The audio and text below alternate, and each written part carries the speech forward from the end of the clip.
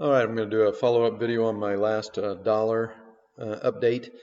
We're today's the FOMC meeting, where this is 7 days into the bloodbath phase. As I've said before, they typically last 5 to 7 days. I have seen a few last longer than that, but most of them fall in that timing band. So we're in the timing band. The FOMC meeting is a potential trigger event for a turn. Sentiment on the dollar is about as bearish as it's ever been in the last 10 years. So this is a prime period for this to bottom. We've got a slightly lower low. I'll tell you what I kind of think is going to happen. I think on the Fed statement, they're going to be bear or dovish. They're not going to be talking about any kind of a rate hike anytime soon. And I think dumb money will take that as a sign that they can just keep shorting the dollar with immunity, and we're likely to see some kind of a spike lower right after the meeting. But I think smart money will use that spike to cover their shorts, and then we'll get a reversal. If not by the close today, I think we'll get a reversal tomorrow, and then I think that will start a counter trend move. These counter trend moves, now we've already started a pattern of lower lows of intermediate degree. This was the last intermediate cycle low. You can see we broke below it, we made a lower low. I think this is going to continue. I think these intermediate cycles are going to start stepping down.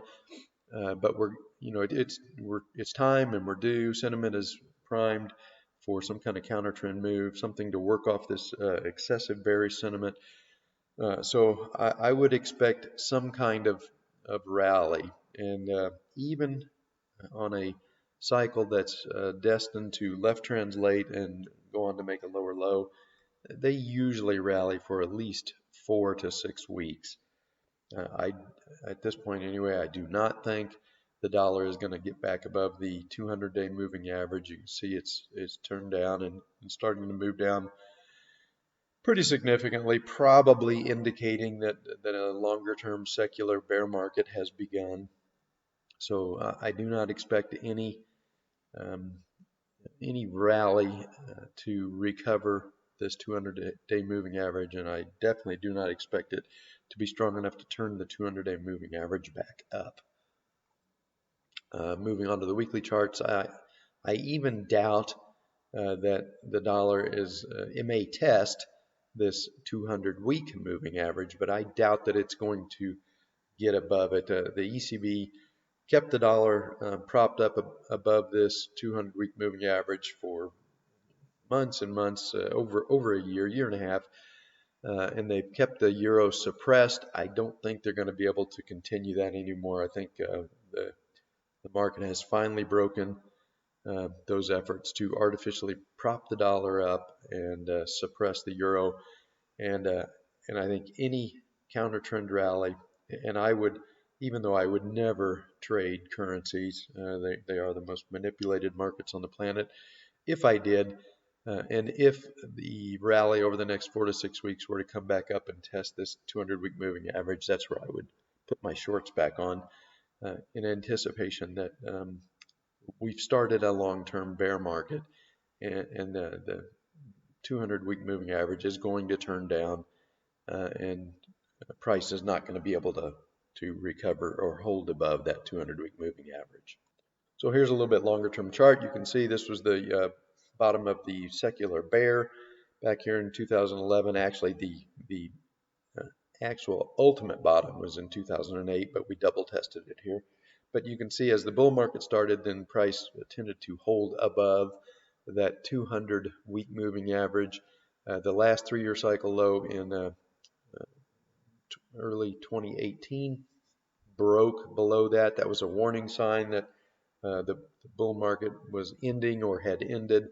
This was the point at which I kept telling people the dollar had entered a bear market, and that is in fact what had happened. This last gasp rally when the stock market crashed into its 4-year cycle low, even that was not able to push the dollar up to new highs, and now we are starting to move below and hold below the 200-week moving average, and this moving average is going to turn down, and it's going to start moving down probably into 2024. I think we've got 2 more of these 3-year cycles before this secular bear market is done. But it is time for some kind of counter trend move. So I would anticipate over the next 4 to 6 weeks where dollar is probably going to bounce, come back up and test this 200-week moving average, but I don't think it's going to recover it and hold any recovery above it. So my anticipation is that during this counter trend move, I think it's going to put pressure on the stock market and the metals market, and we're going to get our corrective moves down into intermediate cycle lows in both of those assets, stocks and gold. They're both really long in the tooth in their intermediate cycle at I believe it's 17 and 18 weeks, or maybe it's 18 and 19 weeks. So the intermediate cycles are very mature. They're both due for corrective moves. Sentiment is exceptionally, I would say, excessively bullish in both the metals, extremely bullish in metals. We need to cool that off. We need to tamp down that bullish sentiment and build the fuel for the next rally. And the next rally, I think, is going to give us a sustained breakout above those all-time highs at back in 2011 at 1923. I tend to think this breakout is going to fail. It's just occurring too late in the intermediate cycle. So I'm expecting gold will turn and come back down here at some point, and we'll have a corrective move into maybe mid-September, and then I think after September, I think the gold market is going to give us a big rally, something that breaks out above 1923 on a sustained basis with a big push, maybe even as high as 2,500 or 3,000. Stocks, I think, are going to be a little difficult until we get through the elections, and then depending on the outcomes of the elections, could remain stuck in a difficult sideways market or could take off to the moon if the Republicans were to sweep. I don't know that that's likely to happen, but if they were, then I think stocks take off like a meteor.